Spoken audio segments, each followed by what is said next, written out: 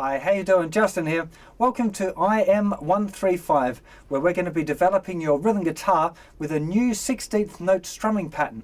And it's kind of a cool one as well, because once you've learnt the blocks, you can kind of jump them around, and there's a couple of other little tricks I can show you as well. So let me just show you the pattern first at full speed, and then we'll go and do it real slowly, play it together a little bit, and then look at these different variations. So the pattern itself sounds like this.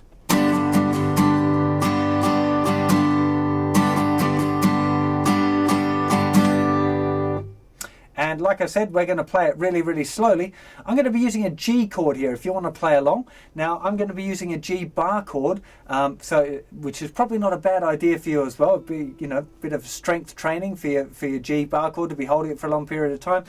If you're struggling a bit, just go to a G open chord. That's fine too, because mainly what we're concerned about is the strumming hand. Now, it's almost certainly worth watching this lesson on the website, or rewriting or copying or printing out or having it on the page, the little diagram of the rhythm pattern. I know we haven't learned really all of the 16th note rhythm pattern reading yet, but I'm sure that between that and me explaining it to you, you'll be able to play it fine. So let's have a little look at the pattern now.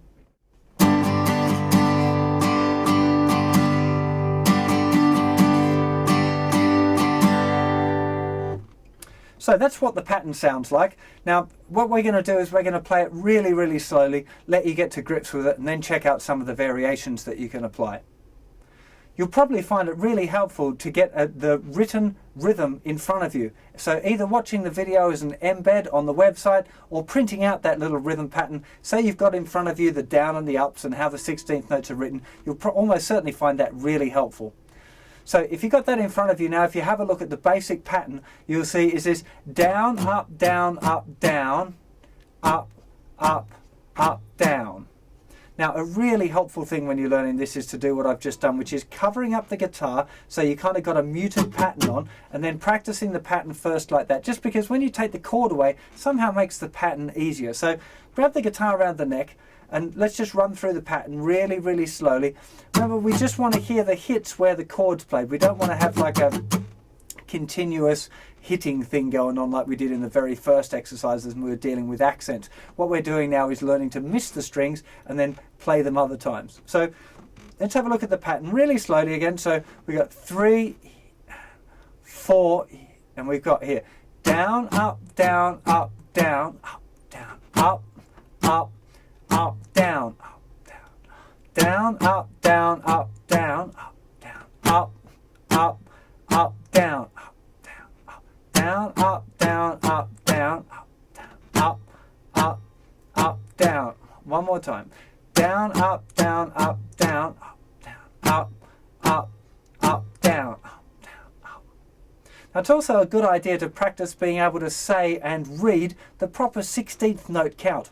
So hopefully some of you have been practicing the 1 eander, 2 eander, 3 eander, 4 eander thing. So if you have been, I'll do exactly the same thing now, a touch faster. But now I'm going to use the kind of 16th note count. So here we go. We got 3, 4.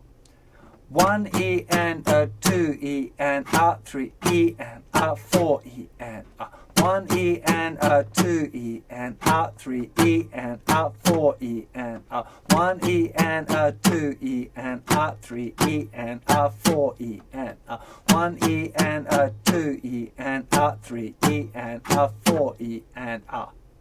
So that's a really good thing to be practicing first. Remembering, of course, that you're tapping your foot on the beat. So you'll be tapping it with the down strum here. 1 E and a 2 E and a foot. So you do upstroke, foot, up, up, foot, together with the beat 4. So if I just overly exaggerate the foot now, so we'd have 1 E and a 2 E and up, up, up, up. So you got that up, hit, up, up, together again. It's the only bit where it kind of feels a little bit difficult. Some people kind of fall off the skateboard on that little bit there. So that's the bit to concentrate on. Really, if you're counting along and you're making sure that you've got a really solid 1, 2, 3, 4, the when you're counting 1 E and 2 E and a 3 E and a 4 E. You should have your foot hopefully trained up well enough now to stay solid. So let's play it now with the chord. A G chord, either bar chord or open chord, up to you. We'll just try and play it really slowly with the chord. Here we go. 3 E and 4 E. Down, up, down, up, down, up, up, up, down. Make sure you're keeping that hand moving.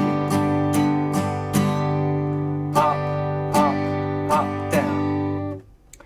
3, 4.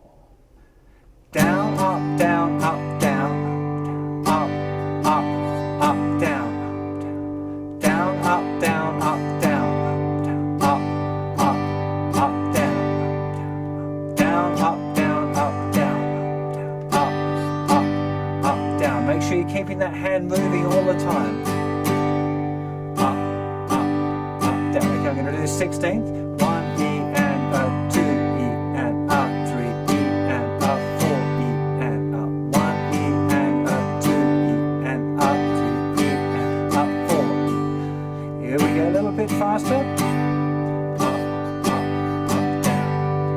1 E and a 2 E and a 3 E and a 4. Down, up, down, up, down, up, down. 1 E and a 2 E and a 3 E and a 4. 1 E and a 2 E and a 3 E and a 4. And a 1 E and a 2 E and a 3 E and a 4. And I made a little mistake there just at the end, but actually the mistake was one of the things I was going to show you for the variation. So run through that, play along with me a little bit, stick it to a metronome, practice along until you feel nice and comfortable with the idea, and then you can start to have a play around with some of these variations. So the first one I want to talk about, particularly when you're using a bar chord, is the release of the bar chord. So when you're doing the upstrokes, you can go up and then release it with that hand. You don't have to mute here, but up and then just relax the bar chord hand. And if you just add that in on that little upstroke section of this, it suddenly starts to sound a lot more defined. So check this out, we've got now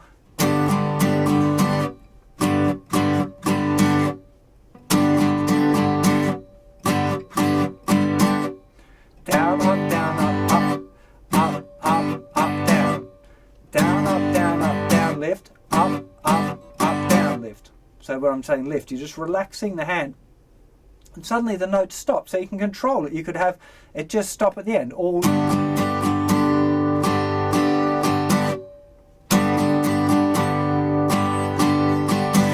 stopping in the middle.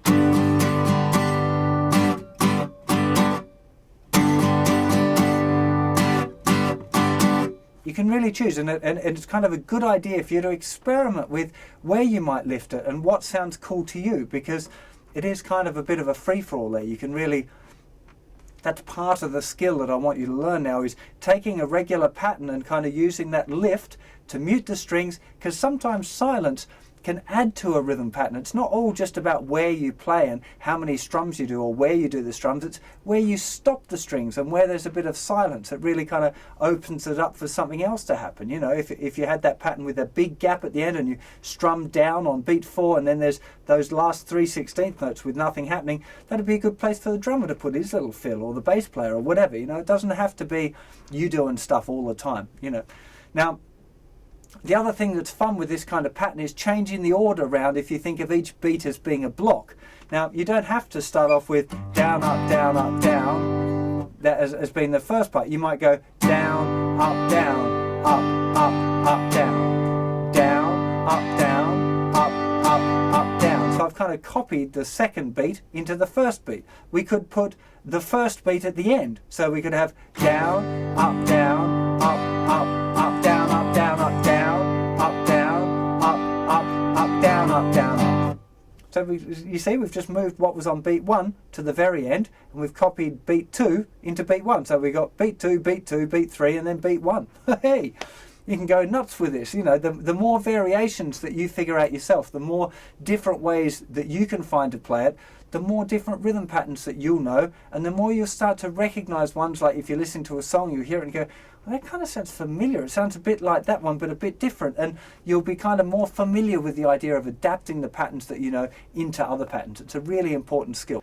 Make sure you apply that pattern to as many songs as you can, as soon as you can.